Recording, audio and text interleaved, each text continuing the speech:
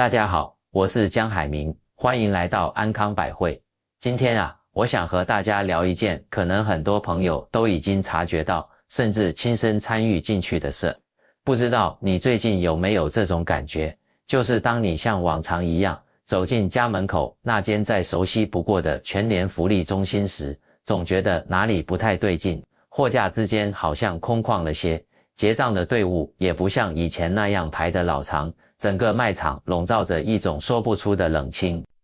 这就奇怪了，这家曾经被大家誉为庶民之光，几乎成了我们生活中一部分的超市，到底怎么了呢？如果你也这么觉得，那你的感觉没错，因为最近在网络上正悄悄掀起一场名为断联行动的风波，字面意思就是要和全联断绝联系。这可不是小事，一家如此庞大的零售巨头，怎么就突然陷入了被全民讨论甚至抵制的漩涡中心呢？今天咱们就抛开表面，往深里聊聊，这场抵制潮到底是怎么烧起来的，背后那些积压已久的争议到底是什么，而全联又正在面临怎样一场严峻的信任大考。咱们先从最近这一连串事情的起点说起。今年下半年以来，全联真可谓是屋漏偏逢连夜雨，一大堆争议事件就像推倒了多米诺骨牌，一个接一个的爆开，把这个零售业的龙头老大结结实实的推到了舆论的火山口上。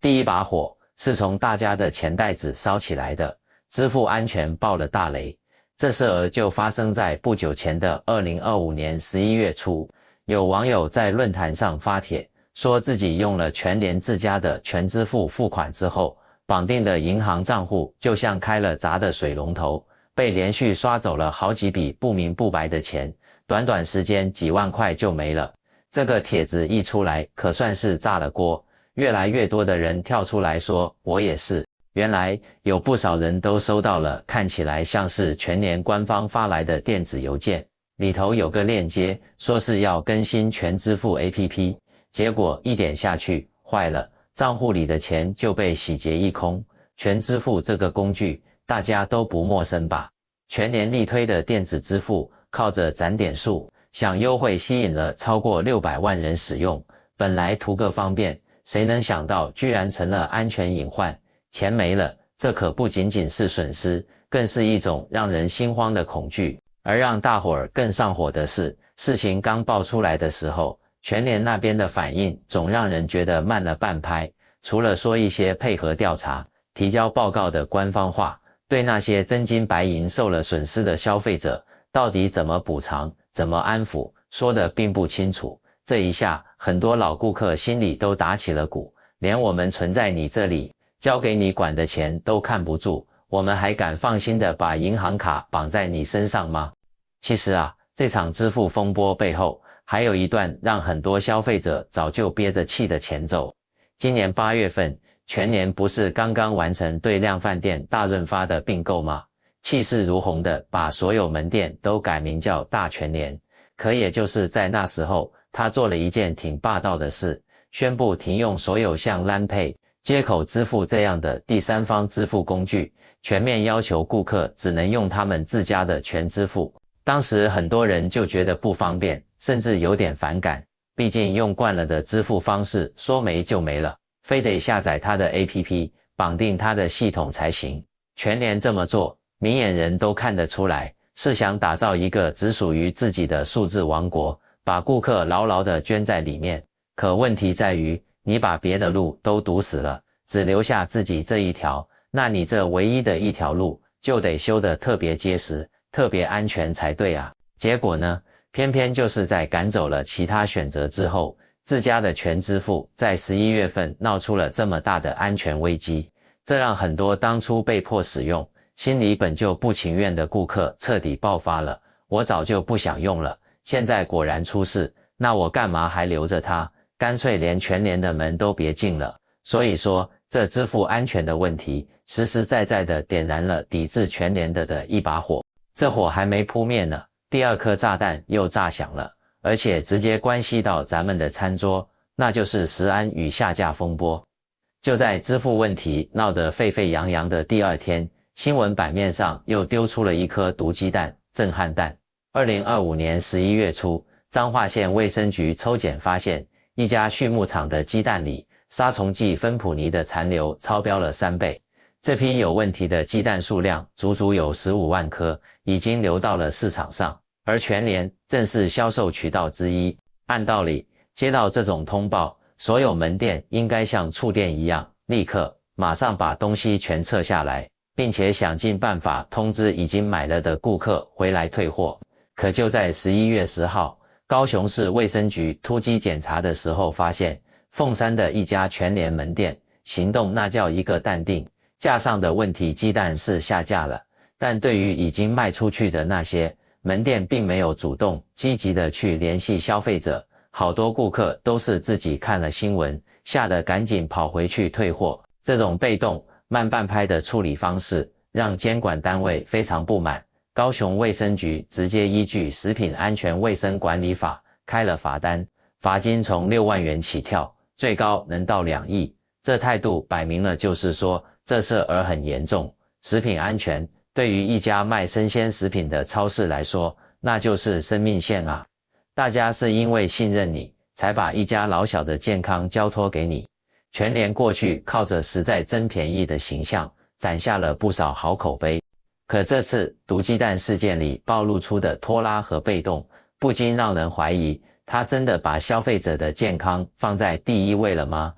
有些网友这时候就回想起今年早些时候另一件事，高雄曾有一次乌龙检验事件，当时说全联卖的冷冻鲷鱼片检出药物残留，全联慌慌张张的下架了，后来却证实是检验单位搞错了，鱼根本没问题。那虽然是场乌龙，但也让不少人看到了全联在面对食安警报时的那种慌乱和不知所措。这次的毒鸡蛋风波更是坐实了大家的担忧，当你家的食品真的出了问题，你到底有没有一套完善、快速让消费者能安心的召回和通知机制？如果答案看起来是否定的，那消费者心里那杆信任的秤可就又要往下跌一大截了。如果说资安和食安是2根很重的稻草，那接下来这根可能就直接是压垮骆驼的大木桩了，价格诚信问题。说实话，关于全联标价不实的抱怨，从去年开始就在网上零零星星的出现，好像进全联买东西，除了挑选商品，还得额外玩一个大家来找茬的游戏，看看结账时刷出来的价格到底能不能跟货架上的标签对得上。比如有人晒出经历，明明看到货架上饮料标着特价67元，欢欢喜喜拿到收银台一刷，变成80元了。也有人买进口饼干，促销牌清清楚楚写着59元，结果条码一扫，机器报出69元。这还不是最夸张的，那些看起来特别诱人的买1送1，第2件5折，有时候也是个坑。有精明的顾客算过账，发现全联偶尔会先悄咪咪的把商品单价调高，然后再挂上促销的牌子。这么一操作，所谓的优惠价算下来跟原来的价格差不多，甚至可能更贵。这对于每天精打细算过日子的家庭主妇、学生朋友们来说，那种感觉就像被最信任的朋友骗了一样，满心以为捡了个大便宜，结果发现自己被商家的套路给玩了。除了价格数字对不上，商品的其他标示也频频出包。今年9月份就有媒体发现，有全联门店把明明是国产的马铃薯产地标签打成了中国。要知道，因为病虫害问题，中国大陆的马铃薯在台湾是禁止进口的，货架上怎么可能出现中国产的马铃薯呢？全联后来解释说，这是门店人员的失误，可类似的错误接二连三，什么肉品实际重量比标的少啊，牛奶产地标示让人产生误解啊，好像就没断过。这些看起来零零散散的抱怨，到了11月份全联风波最热闹的时候，被热心的网友整理成了一份全联5大罪状清单，在各大社群平台疯传，而标价不实、促销有诈赫然列在前几条。这个罪名一旦被坐实，对一直打着平价最低价招牌的全联来说，简直是致命一击。因为你全联安身立命的根本就是消费者的这份信任。如果连最基础的价格标签都玩猫腻，那等于自己亲手把这块金字招牌给砸了。看完了前端的消费者怒火，咱们再把视线转到业界内部，会发现全联的商业模式也一直争议不断，尤其是它和供应商之间的寄卖制。全联店里大部分商品并不是他自己先掏钱买断的，而是让供应商把货摆进来寄卖，等东西卖出去了，再跟厂商结算货款。这模式听起来好像风险小，很灵活，但实际上大部分的压力和风险都转嫁到了供应商头上，货铺出去了卖不掉，倒霉的是厂商，得自己想办法拉回去或者打折处理。你的商品想上全联的货架，往往还得交上架费，承担物流费，甚至如果销量不好，还可能被扣钱罚款。很多中小厂商私下里叫苦不迭，说跟全联做生意，现金流压力巨大，回款慢，还得在各种促销活动中不断让利，稍微有点不从，就可能被踢出卖场。这些年来，全联仗着自己规模大，渠道广，在谈判桌上处于绝对强势的地位。之前甚至被曝光使用最优惠条款，要求供应商给全联的进货价必须是所有销售渠道里最低的，你不能卖给别家更便宜。这种做法已经有点垄断市场的味道了，也引来了公平交易委员会的调查。公平会在2024年就认定全联没有遵守当初并购大润发时做出的承诺，还在暗中要求供应商签这种不平等条约，于是开出了2000万元的罚单。虽然全联吃了罚单后表示会改，但供应商圈子里的不满情绪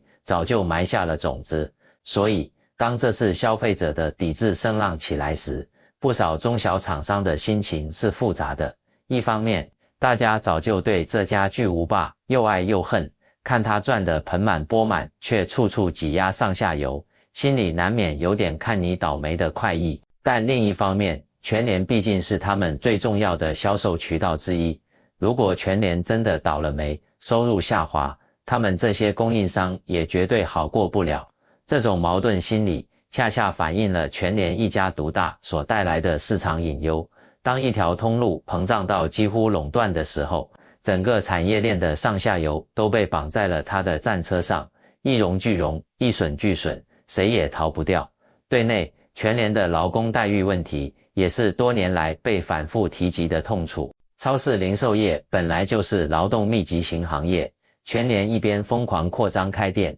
另一边却屡屡被爆出人手紧缺、员工超时工作的问题，尤其是在物流、生鲜处理和门店调度这些环节，有员工匿名诉苦，说每天工作10几个小时是常态，累到晚上做梦都在补货。这话听起来可能有点夸张，但绝不是空穴来风。早在2017年，台中就发生过一起悲剧。一位在全联工作了10年的罗姓女员工，在劳动节当天于门店忙碌时，突然颅内出血倒下，7天后不幸去世。她的家人质疑这就是长期过劳导致的，要求全联给个说法。一开始，官方的劳动检查因为缺乏完整的加班记录，没能认定为职业过劳，但家属无法接受，持续抗议。在那位女员工去世第100天的时候，家属甚至在她生前工作的门店前摆了棺木，撒了纸钱，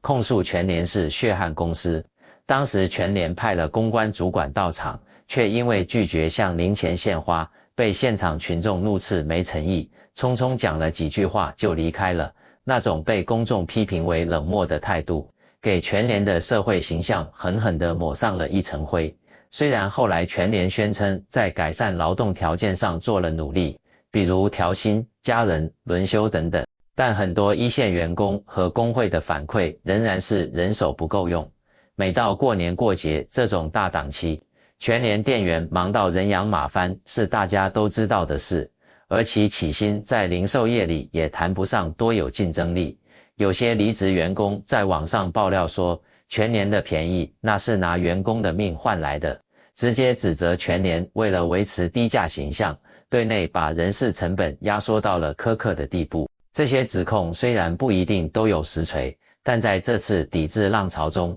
他们全部被重新翻了出来。还有这家企业到底有没有良心，懂不懂得尊重和善待为他流汗的员工？现在的消费者，尤其是年轻人，价值观和以前不一样了。很多人会觉得，如果一家公司是靠着压榨员工来维持运营的，那我就不愿意把钱花在那里去支持它。这种基于道德判断的抵制，让全联面临的不仅仅是商业上的挑战，更是对其企业社会责任和良心的深刻拷问。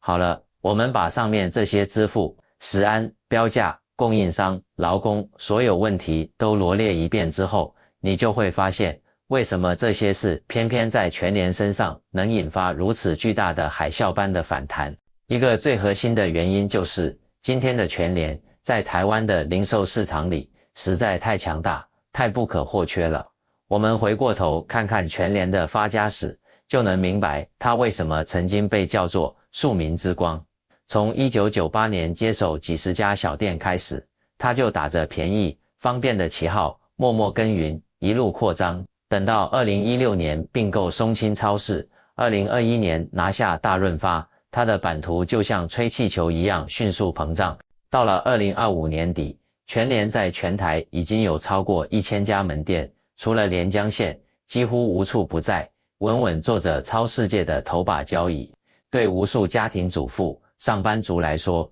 每日采买已经离不开全联。在很多中小城镇，全联甚至就是唯一一个像样的大型杂货店选择。这么多年，全联通过福利卡、会员制度积累了天量的顾客数据，也通过一系列温情、幽默的广告，成功塑造了一个亲切、朴实、替大家省钱的品牌人格。它的口号“省钱就是力量”简直说到了老百姓心坎里，好像只要走进全联，每个人都是会过日子的生活英雄。然而，爬得越高，摔得可能就越重。你享受了规模带来的垄断性好处，大众自然也会用更高的道德标准来要求你。一旦你的所作所为跟你精心打造的平价老实人形象对不上号，那种失望所带来的反弹力量会比对待普通企业猛烈得多。当全联变得几乎无可替代时，人们对它的感情就变得复杂起来，不再是简单的又爱又恨，甚至开始又怕又恨。怕的是，如果不去全联买东西，可能得多花钱跑远路；恨的是，这种被迫的依赖感让人觉得被大企业拿捏得死死的，没有选择权。于是，所有平日里积攒下来的怨气，就像一堆干柴，只需要一个火星，就能轰然烧起冲天大火。而今年11月这一连串的事件，正是那颗点燃干柴的火星。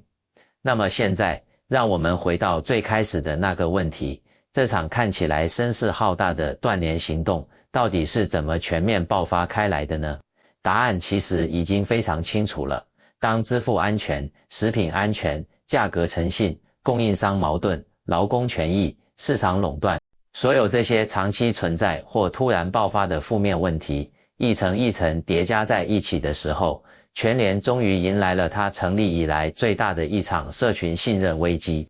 整个事件的转折点就发生在11月上旬，随着毒鸡蛋和支付盗刷新闻成为热点，一位匿名网友在新兴的社群平台 Threads 上发了一篇长文，成了网友们对全联表达意见的又一个重要考虑。我们在意的不仅是商品和价格问题，把全联近期和过去那些受到质疑的情况细细数了一遍。他还给这场行动起了个名字，叫断联行动，既指断绝和全联往来，又巧妙地玩了全联英文名 PX Mart 的谐音梗，让人印象深刻，容易传播。谁也没想到，这篇帖子就像掉进油桶里的火星，瞬间引爆。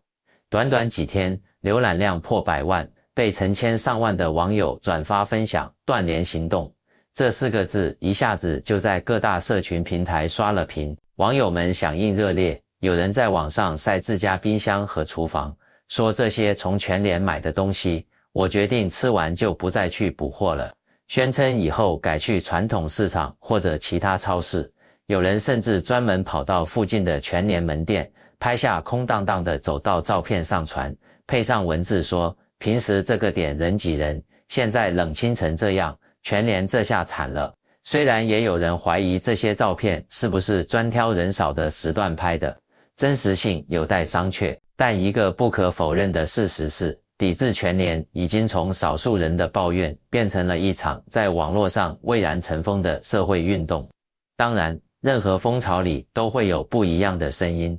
也有一些全联的忠实顾客，特别是年纪稍长些的，表示并没觉得有什么大问题，认为抵制有点反应过度，全联的东西还是很便宜啊，出了事他们也有在处理，不至于就不去了吧。还有人替全联说话，超市这么大，难免有疏失，别忘了他平常也给咱们提供了不少便利和优惠，建议大家理性一点，别被情绪带着跑。这些声音说明，抵制声势虽大，但民意并非铁板一块，社会上存在着不同的看法。面对这波来势汹汹的退卡潮，好多人嚷嚷着要注销会员卡，卸载全支付 APP。全联官方显然感受到了泰山压顶般的压力。通常企业遇到这种公关灾难，有两种常见的应对套路：一是赶紧灭火，公开道歉，给出赔偿方案，处理责任人，姿态做足；二是冷处理，降低曝光，希望人们快点遗忘，等风波自然过去。这次全联看起来选择了后一种。在抵制声量最高的11月中下旬，全联的官方 Facebook 粉丝专页和其他社群账号发帖频率明显降低。平时那个很会跟网友互动的全联小编突然沉默了，这引来了各种猜测。有人说这是全联的公关策略，想以静制动，别再刺激网友。也有人觉得这反而坏了事，因为你不说话，谣言和负面情绪就会肆意蔓延，你想再挽回主动权就更难了。在这场数字时代的舆论风暴里，选择沉默和回避到底是对是错，现在看来疑问很大。其实情绪跑在事实前面是现在社群网络时代的典型现象。一旦网络上形成了对某个品牌的集体负面印象，就算企业拿出数据拼命澄清，撇清责任，也很难立刻扭转人们心里已经形成的看法。全联这次就深陷在这种困境里。尽管有些指控未必100%准确，比如之前提到的鲷鱼片检验乌龙事件，但在群情激愤的当下，理性的解释很容易被情绪的浪潮淹没。全联如果只是一味的否认或解释，不但扑不灭火，反而可能被解读成狡辩、推卸责任。所以你看，在这次抵制潮里，就算全联内部有人想出来辟谣，想把价格问题的来龙去脉说清楚，恐怕也很难找到听众了，因为大家心里已经先给他贴上了不老实的标签。那全联到底该怎么办呢？有公关专家建议，不妨看看其他遭遇过类似危机的品牌是怎么自救的。比如国外有个披萨连锁品牌达美乐，当年因为顾客抱怨披萨难吃被全网嘲的时候，采取的是主动出击、坦诚沟通的策略，连续几天在网上公开回应差评，亲自向投诉顾客道歉，甚至拍视频承认自己的不足，最后居然成功的把负面评价扭转过来了。回过头看全联，目前的策略就显得比较保守，它主要是在官网发了几篇声明稿，强调已经加强资安防护，正在加速给门店换电子价格标签等等。公司高层也在私下表示，全联会继续努力提供平价商品，恳请消费者再给次机会。但这些信息并没有通过有创意、有温度的方式，真正传达到那些愤怒的年轻网友心里。年轻人要的不是你高高在上的讲道理，而是想看到企业真诚悔改的具体行动和谦卑态度。不过，我们也注意到，全联确实已经开始做一些补救措施了，比如前面提到的电子价签。董事长下令在未来3年投几十亿，把全台1000多家门店的纸质价签全部换成电子的。这个办法一来能减少人工贴标签造成的错误，保证货架和收银台的价格同步更新；二来也能及时调整促销信息，看起来是想用科技手段解决标错价的问题。但有网友吐槽说，标签对了又怎样？如果你本来就是先涨价再打折，那电子标签也救不了你的诚信啊。可见，大家关心的核心是价格策略本身公不公道，而不仅仅是标签这个形式。在资安方面，全联给全支付用户的建议是，请大家更换密码，提高警惕，并强调系统本身没有被黑客入侵，是用户遭遇了钓鱼诈骗。但这个说法，很多用户并不买账，觉得你全联当初拼命推广自家支付工具，就应该负起保护用户的责任，而不是出了事就让消费者自己承担损失。现在金融监管部门已经介入调查，全联未来很可能被要求对受害者进行补偿，或者彻底升级安全机制，才有可能一点点把大家的信心找回来。至于食品安全这块，全联在毒鸡蛋事件后宣称，要建立一个更完善的食品追溯和消费者通知系统，比如一旦政府通报某批商品有问题，全联会立刻通过会员资料通知所有买过这批商品的顾客，提醒他们来退换货。这个想法听起来是挺负责任的，但关键是说到能不能做到。下次如果再发生类似事件，全联能不能真的做到快速、彻底、透明的处理，才是所有消费者睁大眼睛盯着看的重点。聊了这么多，我们最后还是要回到那个最核心的问题上来，断联行动。这场风波真的会让曾经不可一世的全联一蹶不振，彻底完了吗？说实话，以它目前如此庞大的体量、深入社区的网点以及长期建立的消费习惯来看，想要一夜之间倒塌并不容易。很多人出于便利和价格的考虑，可能依然会继续光顾，但是这场风暴无疑给它敲响了一记无比响亮的警钟。它深刻地揭示出，在当今这个时代，尤其是对于一家已经具有市场支配地位的企业来说，消费者的信任是多么脆弱又多么宝贵。你可以靠规模和低价赢得市场，但要想长久地留住人心，靠的必须是贯穿每一个细节的诚信，对安全的绝对保障，对合作伙伴的公平对待，以及对自家员工的切实尊重。全联的未来会怎样？现在下结论还为时过早，但它能不能挺过这次危机，会不会做出真正深刻的改变，将直接取决于它如何回应这份来自消费者、员工和整个社会的集体叩问。好了，今天的话题就聊到这里，你对断联行动有什么看法呢？欢迎在评论区分享你的观点。我是江海明，咱们下期安康百汇再见。